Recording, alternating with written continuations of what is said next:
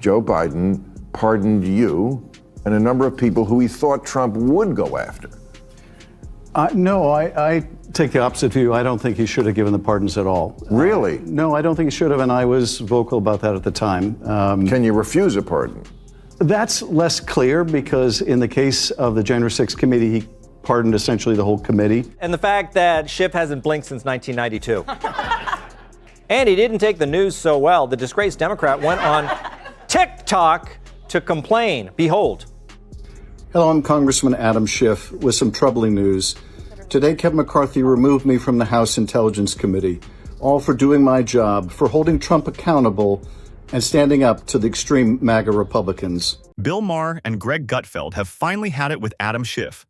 And this time, they didn't just toss playful insults, they went full throttle. For years, Schiff dragged America through endless rabbit holes of conspiracy, chasing ghosts of Russian collusion, waving around weak dossiers, and parading falsehoods as if they were sacred truth. But now the fog has lifted, the facts are plain, and even his own allies are circling him like vultures around a wounded actor. What's happening now isn't ordinary criticism. It's a political blood sport. I've got every crushing blow, every fiery reaction, and the shockwaves tearing through the political scene.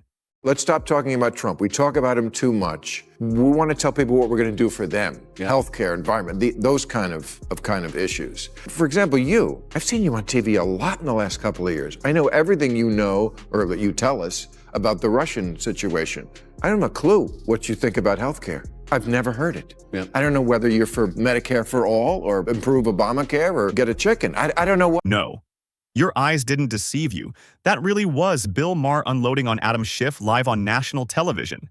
Something you'd never witness on CNN or MSNBC unless their studios were ready to go up in flames. Schiff gambled his entire career on one reckless mission to destroy Trump, preaching Russian collusion like it was carved into Holy Scripture.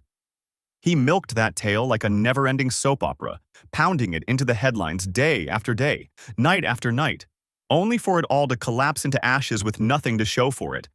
And when the truth finally shattered his story? Silence. Not a single word. Which is why Maher struck hard with the ultimate knockout question. What have you ever actually done for America?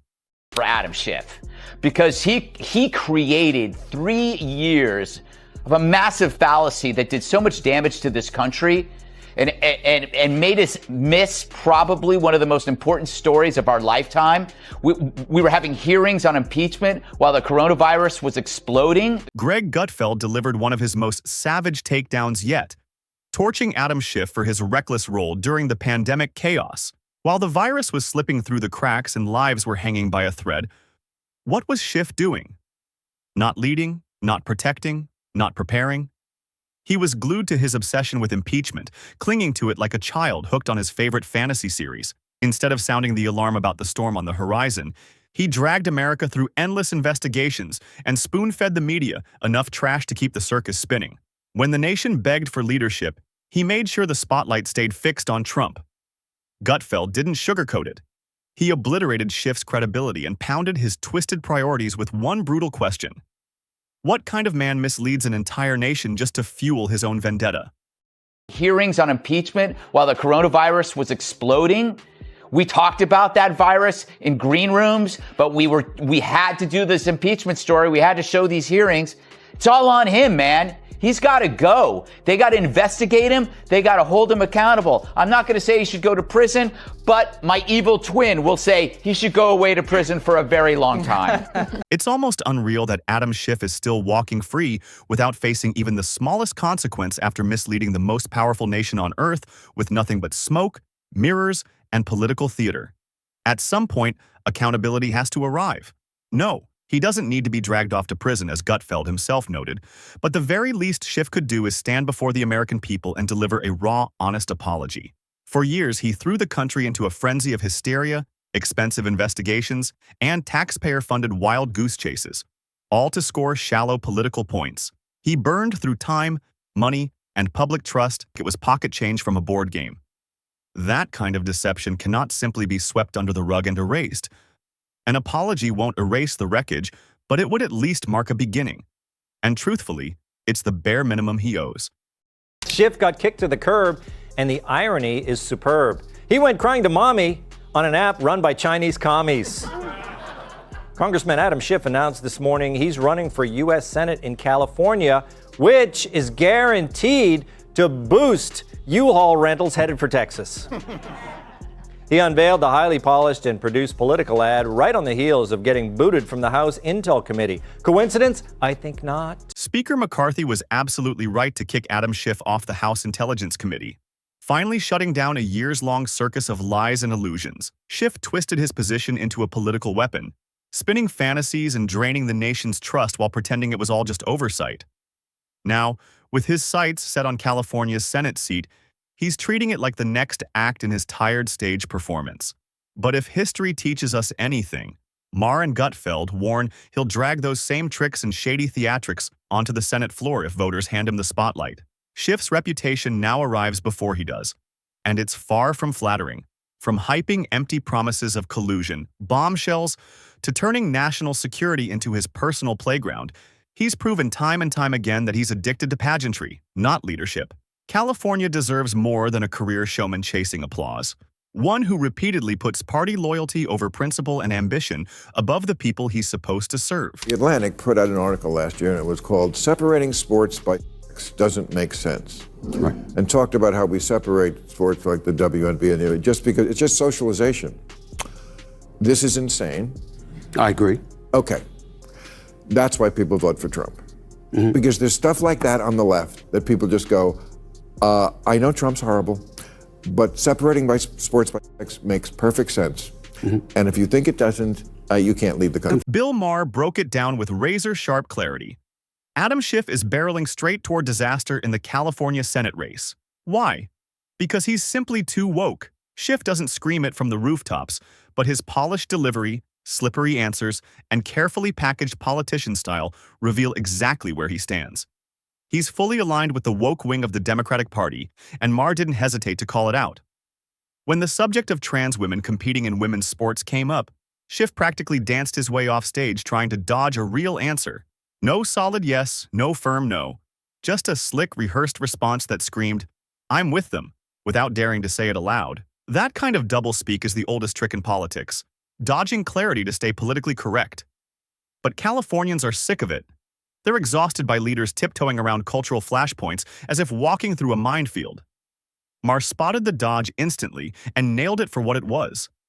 In an era that demands blunt honesty, Schiff's vagueness and ideological pandering may be the very flaws that sink his campaign. Dems pop their dentures when Schiff finally gets censored. And so the House condemns the lies of the man with the zombie eyes.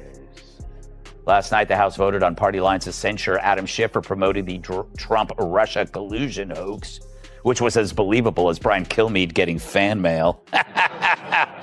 2 for 2. Schiff becomes only the 26th member ever to be censured. But to his credit, he's still the only member to have a 12-inch nap. Greg Gutfeld's takedown of Adam Schiff wasn't just fierce. It was a calculated demolition that left nothing standing. Every line was sharp, surgical, and devastatingly precise. He didn't just laugh at Schiff's Senate ambitions. He dragged them into the spotlight and burned them to ashes before they could even spark. This wasn't about cheap applause or easy one-liners. It was a warning shot to the nation. America doesn't need more ladder-climbing politicians addicted to attention. It needs leaders who put the country above party theater. And that's where Schiff completely fails. Beyond his endless obsession with impeaching Trump and spinning conspiracy tales, what has he ever done for the American people? What major bill carries his name? What bold plan has he ever offered on inflation, immigration, or security? The silence says everything. Schiff's so-called legacy isn't results. It's pure performance. Gutfeld's assault cut deeper than pride. It was a wake-up call. America can't keep rewarding showmen instead of statesmen. This nation needs builders, not spotlight chasers. Senator Schiff, given the ongoing political tensions and Trump's actions toward his critics, do you think President Biden's preemptive pardons turned out to be more important than initially expected? Let's first tell people what that means, preemptive pardons. That was pretty unprecedented, right? Before he left office, Joe Biden pardoned you and a number of people who he thought Trump would go after. No, I take the opposite view. I don't think he should have given the pardons at all. Really? No, I don't think he should have, and I was vocal about that at the time. Can you refuse a pardon?